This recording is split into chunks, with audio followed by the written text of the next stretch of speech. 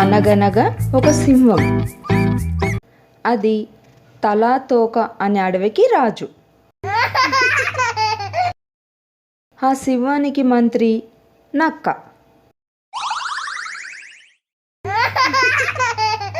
నక్క ఒకరోజు ఒక మిస్టేక్ చేసింది.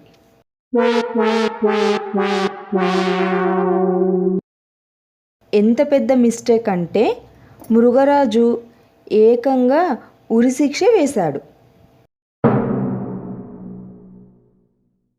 ఇంతకీ మృగరాజుకి అంత కోపం ఎందుకు వచ్చింది?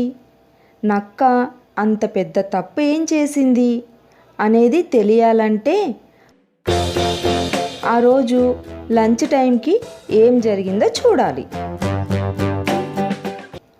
ఆ రోజు ఒక పులి ఒక బలిష్టమైన దుప్పిని వేటాడి మృగరాజు సింహానికి కానుకగా తెచ్చింది.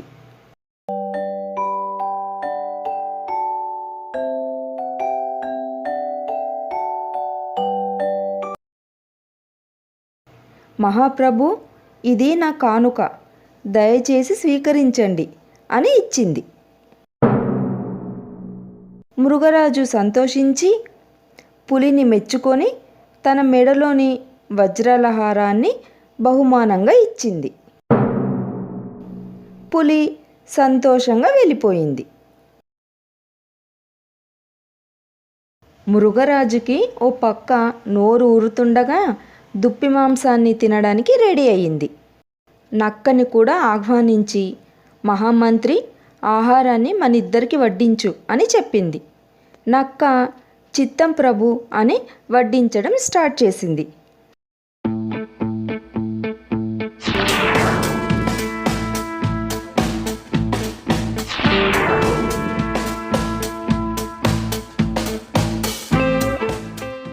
అక్కడే అది పొరపాటు చేసింది.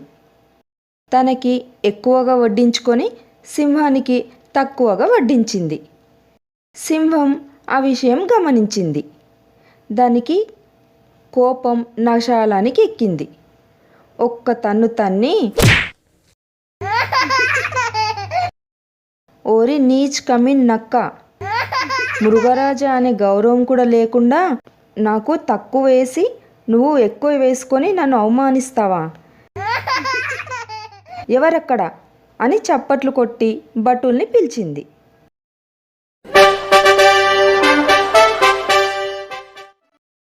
చిత్తం ప్రభు అంటూ 2 కోతులు వచ్చాయి. అప్పటికే మంత్రి నక్కకి భయంతో వణుకు పుట్టి నోట మాట రావట్లేదు. భటులారా, మన మంత్రి అయిన ఈ నక్కని బంధించండి, వీరికి మరణశిక్ష విధిస్తున్నా. ఈరోజు సూర్యాస్తమయం సమయంలో శిక్షని అమలు చేయండి అని సింహం ఆదేశించింది. కోతులు చిత్తం ప్రభు అని నక్కని లాక్కెళ్ళాయి. నక్క కేకలు పెడుతూ, మహాప్రభు క్షమించండి, ఏదో పొరపాటుగా ప్రవర్తించాను, అయ్యో క్షమించండి, కావాలంటే ఈ అడవి నుంచి బహిష్కరించండి, మీ పేరు తలుచుకొని బ్రతుకుతాను అంటూ రకరకాలుగా వేడుకుంటుంది. కానీ సింహం తీవ్రమైన కోపంతో ఉండి దాని మాటలు వినిపించుకోకుండా గుహలోకి వెళ్ళిపోయింది.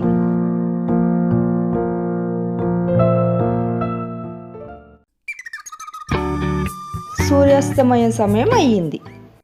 కోతిపటులు మర్రి చెట్టుకి తాడు కట్టి ఉరిశిక్షకి సిద్ధం చేశాయి. అడవిలోని జంతువులన్నీ ఈ శిక్ష విషయం తెలుసుకొని అయ్యయ్యో అంటూ జాలిపడి అక్కడికి వచ్చాయి. శిక్ష అమలు చేయడానికి సింహం కూడా విచ్చేసింది. కోతులు నక్కని తీసుకొని మర్రి చెట్టు దగ్గరికి వచ్చాయి.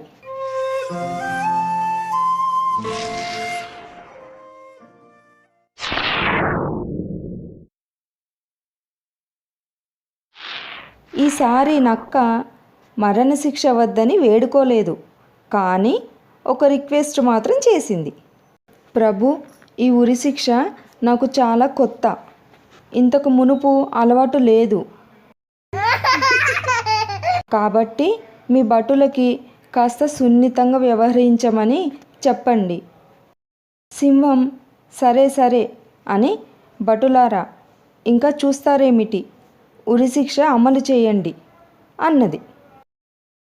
కోతులు నక్కకి ముసుగు తొడిగి ఉరిశిక్ష స్టార్ట్ చేశాయి.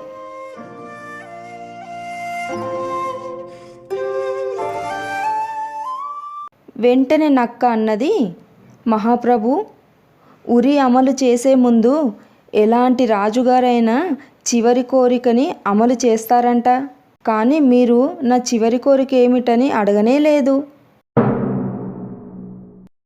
దీనివల్ల మీకు అపకీర్తి రాదా? మీకు అపకీర్తి తెచ్చే ఈ శిక్ష నాకు మాత్రం ఎందుకు? నా చావు మీకు అపకీర్తి తెస్తుందంటే నాకు ఆ చావే అక్కర్లేదు. నేను సచ్చిన సావను అన్నది.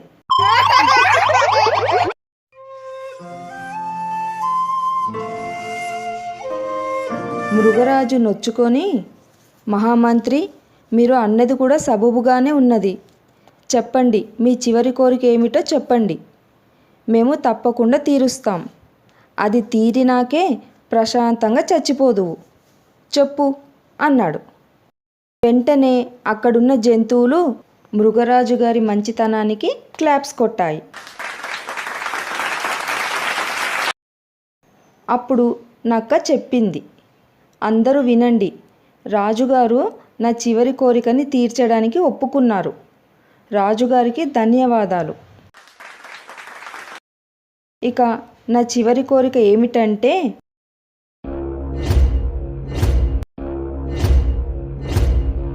మహాప్రభు, నా మెడ భాగం చాలా సున్నితంగా ఉన్నది. కావున ఉరిశిక్షని మెడకి కాకుండా ఇంకెక్కడైనా వేయండి అని చెప్పింది. మృగరాజు అలాగే అని అంగీకరించాడు.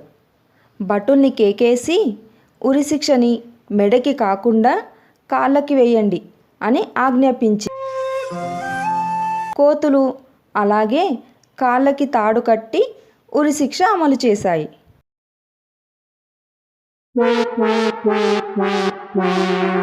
అప్పుడు నక్క తలకిందులుగా వేలాడుతుందే తప్ప చావలేదు. కొద్దిసేపటికి మృగరాజు ఆపండి అన్నది. కోతులు శిక్ష ఆపి తాళ్ళు విప్పదీశాయి.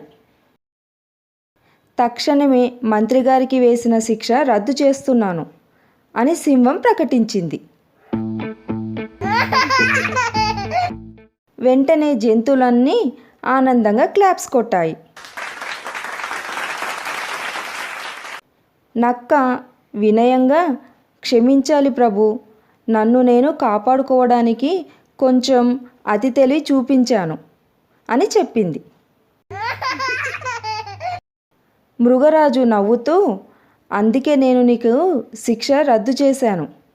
ఇంత తెలివితేటలున్న మంత్రే కదా నాకు కావాల్సింది, నా రాజ్యానికి కావాల్సింది. తప్పులు ఎవరైనా చేస్తారు, తెలివైన వ్యవహారం మాత్రం అందరికీ రాదు. ఎంత తెలివైన కోరిక కోరి శిక్ష నుంచి తప్పించుకున్నారు తమరు. అందుకే మీరు మాకు కావాలి. అందుకే మీకు వేసిన శిక్షని వెనక్కి తీసుకున్నాను అని చెప్పింది. మళ్ళీ జీవులన్నీ ఆనందంగా క్లాప్స్ కొట్టాయి. నక్క కన్నీళ్లు పెట్టుకొని, నన్ను క్షమించండి మహారాజా, మీకు రుణపడి ఉన్నాను అని సింహం కాళ్ళ మీద పడింది.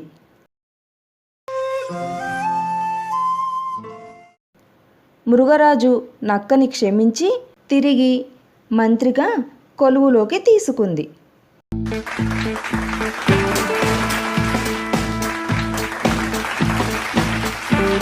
నక్క ఆ రోజు నుంచి మృగరాజు దగ్గర ఒళ్ళు దగ్గర పెట్టుకొని అప్రమత్తంగా వ్యవహరించింది.